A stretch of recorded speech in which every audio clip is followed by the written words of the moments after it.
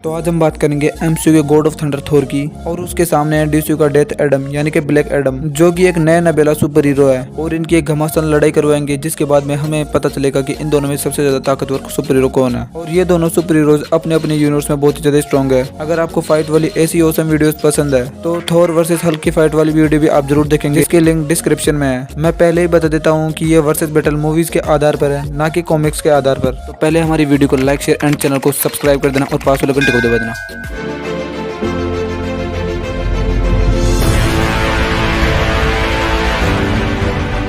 तो सबसे पहले बात करते हैं ब्लैक एडम की।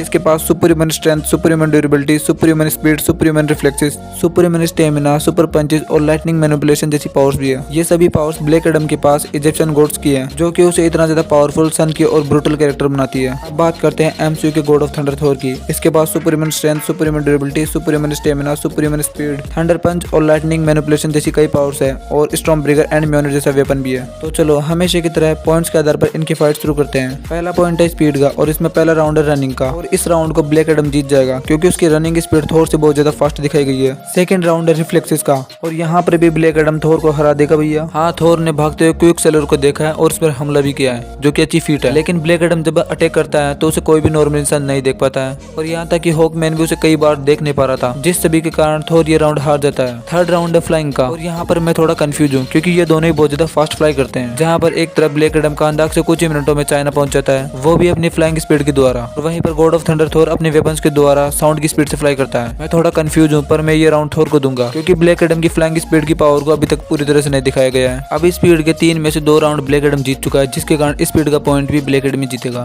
सेकंड पॉइंट है वेपन्स का, और इस पॉइंट को थोर आराम से जीत जाएगा क्योंकि उसके पास 2 पावरफुल वेपन है, स्टॉर्म ब्रेकर और म्योनिर। थर्ड पॉइंट फाइटिंग स्किल्स का है, और ये पॉइंट भी थोर जीत जाएगा क्योंकि बचपन से उसे तो ओडिन ने हार्ड ट्रेनिंग दी है, और वहीं पर ब्लैक एडम के पास कोई भी ट्रेनिंग नहीं है। फोर्थ पॉइंट इंटेलेक्ट का है। अब मूवी में ऐसा कोई भी सीन नहीं है जहाँ पर ऐसा दिखाया गया हो कि ब्लैक एडम बहुत ज्यादा होशियार है। ब्लैक एडम वही करता जो उसका दिल चाहता था, या फिर एमोन या फिर उसकी मॉम जो कहती वही करता था, और वहीं पर थोर को भी ज्यादा होशियार नहीं दिखाया गया है। लेकिन जब बैटल्स की बात आती है तब वहाँ पर थोर अपना दिमाग लगाता है और सभी बैटल्स को जीतने का पूरा प्रयास करता है, और इसी आधार पर ये पॉइंट भी मैं थोर को दूंगा। फिफ्थ पॉइंट एक्सपीरियंस का है। अगर एक्सपीरियंस की बात करें तो ब्लैक एडम के पास बहुत ज्यादा एक्सपीरियंस है थोर की तुलना में, वो थोर से कई हजार साल भी बड़ा है। लेकिन जब बात आती है बैटल एक्सपीरियंस की तब वहाँ पर थोर ब्लैक एडम को आसानी से हरा देता है, क्योंकि थोर कई हजारों सालों से सिर्फ फाइट करता आ रहा है, जिसके कारण उसके पास बहुत ज्यादा बैटल एक्सपीरियंस है, और इस कारण ये पॉइंट भी मैं थोर को ही दूंगा। सिक्स पॉइंट एडवांटेज का है, और मेरे अनुसार इन दोनों के पास भी एक दूसरे के खिलाफ कोई एडवांटेज नहीं है। अगर आपको लगता है कि इन दोनों के पास कोई एडवांटेज है तो आप कमेंट में बता सकते हैं। 7 पॉइंट ड्यूरेबिलिटी का है। ब्लैक एडम के पास सुपर ह्यूमन ड्यूरेबिलिटी है, इसे बुलेट्स और मिसाइल से एक खरोंच तक नहीं आती है, या फिर कहूँ कि इंसानों के द्वारा बनाए गए वेपन्स इसके सामने कुछ भी नहीं है। ब्लैक एडम इंटरगैंग के पावरफुल हमलों को आसानी से सर्वाइव कर चुका है। हॉकमैन के कई सारे पावरफुल हमलों का इस पर घंटा प्रभाव नहीं पड़ता है। डॉक्टर फेट की पावरफुल स्पेल भी इसे थोड़ा सा डैमेज दे पाई थी। सेबेक के मोस्ट पावरफुल हमलों से भी इसे थोड़ा सा डैमेज हुआ था।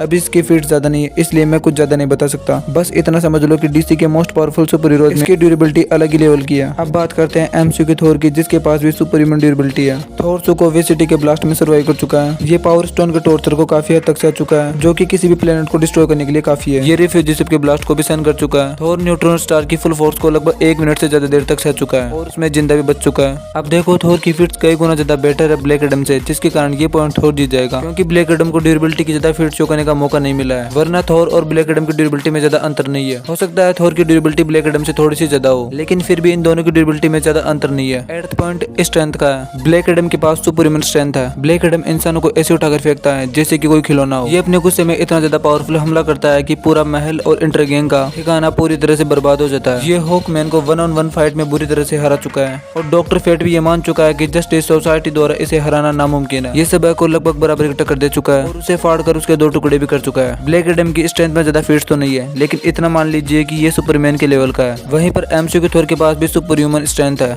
ये न्यूट्रॉन स्टार की रिंग्स को होल्ड कर चुका है। गार्डियंस की शिप को उसके अपोजिट दिशा में खींच चुका है, वो भी चालू अवस्था में। सुकोवे सिटी को डिस्ट्रॉय कर चुका है आयरन मैन के साथ मिलकर। वकांडा की बैटल का अकेले ही रुक पलट चुका है। थेनोस के द्वारा 6 इन्फिनिटी स्टोन से की गई पावर बीम को काउंटर करके थेनोस के छाती में स्टॉर्म ब्रेकर घुसा चुका है। गॉड द गॉड बुचर को इटर्निटी के टेंपल में लगभग बराबरी की फाइट दे चुका है। चुका है। कुल मिलाकर इन सभी फीट्स के कारण थोर ये पॉइंट भी जीत जाएगा। बट मैं यहाँ पर भी यही कहूंगा कि ब्लैक एडम की फीट्स कम है, वरना थोर और ब्लैक एडम की स्ट्रेंथ लगभग समान है। 9 पॉइंट स्टेमिना का है और ये पॉइंट ब्लैक एडम जीत जाएगा, क्योंकि उसे अभी तक एक ही मूवी में दिखाया गया है, जिसके कारण उसका स्टेमिना थोर से लगभग ज्यादा दिखाया गया है। पॉइंट वीकनेस का है, थोर की कोई बड़ी वीकनेस नहीं है, लेकिन ब्लैक एडम की वीकनेस एटर्नियम है, जो कि कंदाक में हाई मात्रा में पाया जाता है, जिसके कारण ये लास्ट पॉइंट भी थोर जीत जाएगा। अब सभी पॉइंट्स खत्म हो चुके हैं। अब गॉड ऑफ थंडर थोर के पास है 7 पॉइंट और ब्लैक एडम के पास है सिर्फ 2 पॉइंट्स।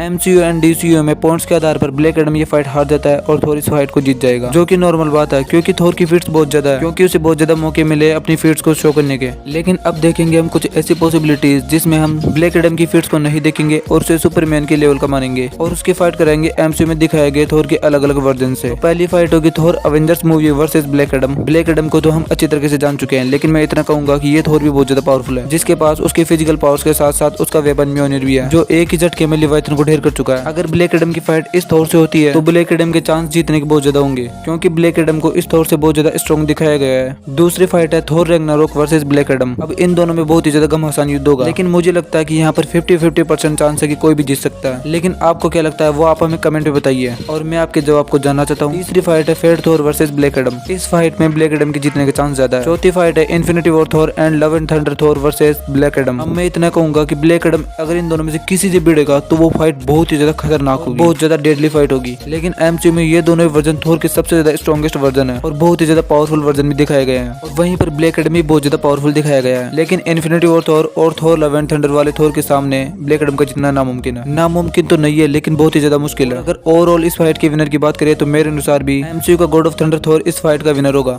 एंड आपका क्या ओपिनियन है वो आप हमें कमेंट बॉक्स में बता सकते हैं।